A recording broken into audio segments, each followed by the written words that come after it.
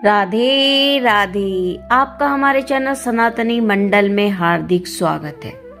भक्तों, आज हम सुनेंगे ब्रज की एक ऐसी मधुर लीला जिसमें स्वयं श्री कृष्ण राधा रानी के प्रेम को परखने के लिए श्यामा सखी बनकर बरसाने पहुंचे। यह कथा नहीं, यह प्रेम का दर्पण है, यह भक्ति का प्रमाण है और यह बताती है कि भगवान अपने भक्त के प्रेम को कैसे परखते हैं। कृपया कहानी को शुरू से अंत तक अवश्य सुने। एक दिन ठाकुर जी के मन में विचार आया, मैं रोज किशोरी जी के सामने तो प्रिय प्रिय सुनता हूँ, पर उनके मन में मेरे लिए क्या भाव है यह आज तक नहीं जाना। उन्होंने सोचा, आज मैं श्यामा सखी बनकर जाऊंगा, देखूं तो सही मेरे बिना राधा जी क्या कहती हैं।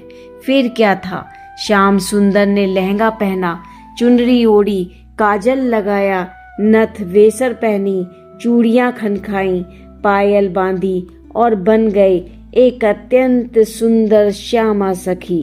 जब वे बरसाना पहुंचे तो गोपियां देखने लगी, अरे सखी कैसी चाल है, कितनी सुंदर है ये नई सखी, कहाँ से आई हो? श्यामा सखी बोली, मैं नंदगांव से आई हूँ, मुझे किशोरी जी से मिलना है, मुझे न्याय चाहिए। सखियाँ बोली, भानु बाबा के पास जाओ। श्यामा सखी बोली, नहीं, ये बात ऐसी है जो केवल किशोरी जी से ही कहूंगी। अंततः द्वार खुला और श्यामा सखी राधा रानी के दरबार में पहुंची। जैसे ही वह भीतर आई, राधा रानी की दृष्टि उस पर पड़ी। राधा जी बोली, ललिता इसकी चाल देखो कैसी मधुर है। विशाखा बोली, लाडली आज पहली बार आप किसी सखी पर मोहित हुई हैं। राधा जी बोली, इसके स्वर में कुछ ऐसा है जो हृदय को छू रहा है। श्यामा सखी बोली, मेरा मन श्यामा सखी है। स्वर सुनते ही राधा जी की आंखें बंद हो गईं। इसकी वाणी में कोई परिचित मधुरता है। श्यामा सखी रोने लगी, मुझे श्याम सुंदर ने सताया है, मेरा मार्ग रोका, माखन लूटा, चुनरी खींची। फिर बोली, वो तो बड़ा छलिया है, काला है, हृदय से भी काला है। यह सुनकर राधा जी का हृदय कांप उठा। राधा जी खड़ी हो गई, बस एक शब्द नहीं सुनूंगी, तू नहीं जानती वह कौन है जिसके रोम रोम में कोटि ब्रह्मांड हैं, उसके बारे में बोलती है। वह प्रेम के अधीन होकर हमारे साथ लीला करता है। यदि वह तेरा मार्ग रोकता है तो तेरा भाग्य है। वह कोई साधारण ग्वाला नहीं, वह स्वयं परमात्मा है। पूरा दरबार स्तब्ध हो गया। श्यामा सखी मन ही मन मुस्कुरा रही थी।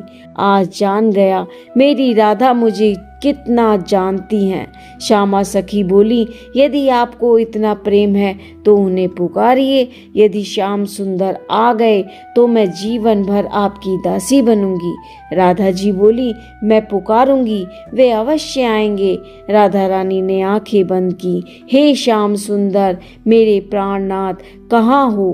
पूरे ब्रज में खोजा पर वे नहीं मिले। अंत में ध्यान गया अपने ही महल में और देखा श्याम सखी के घूंघट में कमल नयन चमक रहे हैं। राधा जी बोली, अरे श्याम सुंदर आप यही हो? ललिता विशाखा ने घूंघट उठाया और सामने खड़े थे स्वयं श्री कृष्ण, नथ वेसर लगाए स्त्री वेश में। सब सखियां हंस पड़ी। राधा जी बोली, आज श्याम सखी बनकर मेरी परीक्षा ले रहे थे। श्री कृष्ण बोले, मैं आपके हृदय की बात जानने आया था। आज समझ गया कि संसार में मुझसे अधिक मुझसे प्रेम करने वाला कोई नहीं। राधा जी बोली, आज तुम हार गए। फिर हंसते हुए बोली, ललिता बताओ हम दोनों में सुंदर कौन है? ललिता बोली, हमारी श्यामा ही सुंदर है। श्याम सुंदर सिंहासन से उतर आए। जय हो हमारी श्यामा। इस लीला से हमें शिक्षा मिलती है कि सच्चा प्रेम बिना शर्त होता है। भक्त भगवान की परीक्षा नहीं, भगवान भक्त की परीक्षा लेते हैं। जहाँ प्रेम होता है वहाँ दोष भी लीला बन जाते हैं। राधा का प्रेम भगवान को बांध लेता है। जय जयकार की ध्वनि से पूरा बरसाना गूंज उठा। ललिता, विशाखा और सारी सखियां मुस्कुरा रही थीं। राधा रानी का मुखमंडल आनंद से दमक रहा था और श्री कृष्ण लज्जित होकर नीचे दृष्टि किए खड़े थे। तभी राधा जी बोली, अरे नंदलाल, आज तो तुम स्वयं अपने वेश में हार गए। आज से तुम श्यामा सखी कहलाओगे। श्री कृष्ण ने हाथ जोड़कर कहा, हे श्यामा जी, आपके सामने हार जाना मेरी सबसे बड़ी विजय है। ललिता सखी हंसकर बोली, अब तो दंड मिलना चाहिए कन्हैया, इतनी देर तक हमें भ्रम में रखा। विशाखा बोली, आज तो इन्हें सखी बनाकर सखी सेवा करवानी चाहिए। सब सखियां तालियां बजाने लगी। हाँ हाँ, आज तो सखी सेवा होगी। राधा जी बोली, अच्छा, आज से आदेश है कि तुम हमारी सखी बनकर ही रहोगी। आज न मुरली बजेगी न मुकुट सजेगा, आज केवल चुनरी और चूड़ियां ही रहेंगी। श्याम सुंदर घबरा गए। हे श्यामा जी, यदि यशोदा मैया ने देख लिया तो मेरी बड़ी दुर्गति होगी। राधा जी मुस्कुराई।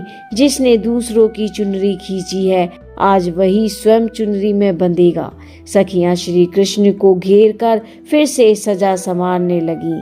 किसी ने काजल लगाया, किसी ने बिंदी लगाई, किसी ने चोटी गूंदी, किसी ने पायल बांधी। अब श्याम सुंदर सचमुच श्यामा सखी बन चुके थे। राधा जी ने कहा, आज हम यशोदा मैया के पास चलेंगे और कहेंगे हमारी नई सखी आई हैं।